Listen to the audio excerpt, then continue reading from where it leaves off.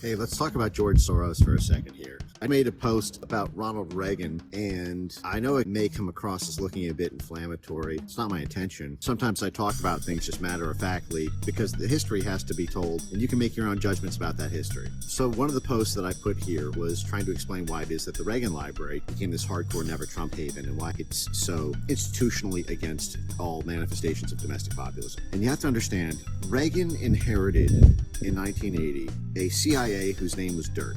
Okay, the entire 1970s was a drag through the muck of the Central Intelligence Agency.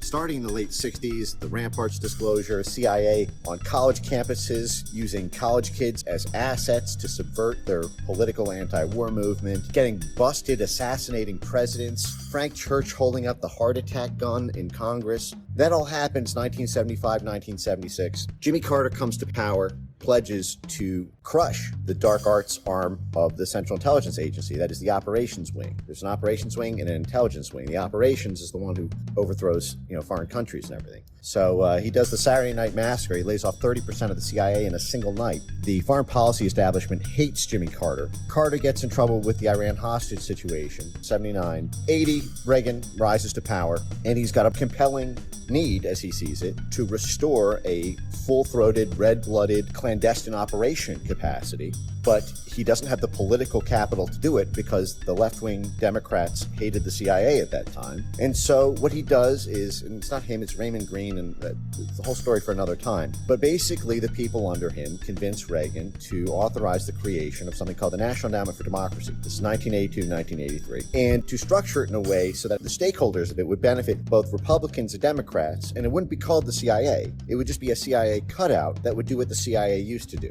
And this would be waged to accomplish the Cold War goals of the Reagan administration. That is, liberating Europe from communism, getting Poland and all the different Soviet satellite states to throw off communism, have a U.S. favorable government installed, and win the Cold War by creating insurgency movements all over Central and Eastern Europe, in Germany, Poland, the whole litany you guys probably know. Now, there were two benefactors of this, both on the sort of cowboy and the Yankee side, if you will. They're the corporate stakeholders of this, which is like the Chamber of Commerce, which at the time was completely Republican. In fact, it was all the way up until Trump, for reasons that should be obvious by now around Trump's foreign policy. And a great example of this is the Gorbachev ad for the first Pizza Hut being installed in Russia. I mean, you capture these markets. Hundreds of millions of people now become U.S. corporate customers, in addition to a whole range of other benefits when you politically capture a country. Cheap labor, favorable tariff treatment, the supply lines, the works. So you had the energy sphere in the Chamber of Commerce on the Republican side, on the cowboy side, because that's what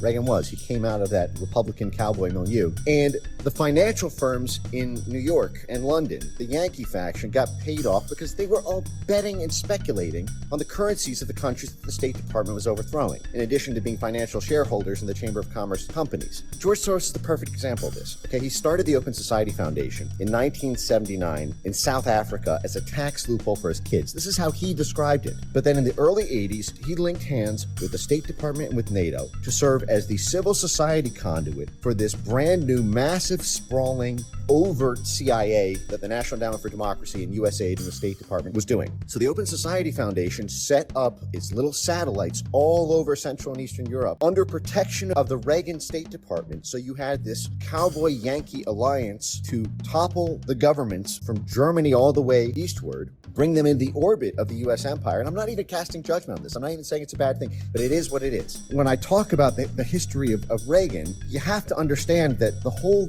world that was upended in 2016 in part grew out of this firmly entrenched alliance between these power factions that Reagan very artfully navigated to make sure everybody got their cut. And the last thing here on the financial speculation. George Soros, when he set the Open Society Foundation in 1979, he was a New York hedge fund guy. He was only worth about $25 million at the time, before the $30 billion or whatever it is now. He was speculating on the currencies of countries in Central and Eastern Europe while he had partnerships with the State Department and advanced knowledge of operations to overturn those countries' governments. This is the ultimate version of insider trading and of this sort of uniparty alliance. That is, he knew what countries were going going to be toppled, and therefore what would happen to the currency, and could speculate through his hedge fund activities way in advance of that. And then beyond that, you also have the benefits of anti-communism from the stuff he was doing, because all of these communist countries held collectively trillions of dollars, especially with Russia, of publicly held assets. The moment you become a private economy, all of those assets go up in a fire sale to London and Wall Street stakeholders. That is, not only did they get to do the Forex speculation, not only did they get the Chamber of Commerce proceeds, but then they also got to dumpster dive at bargain basement prices for all the